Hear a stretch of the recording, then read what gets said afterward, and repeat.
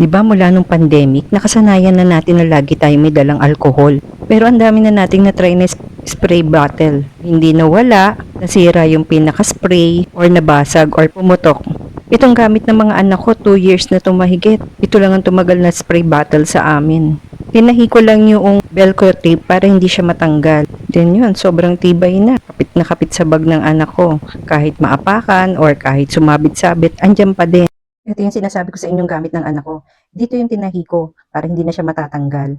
Tapos, ito matibay din yung pinaka-strap niya. Ayan, medyo may kalawang na nga. Sobrang tagal.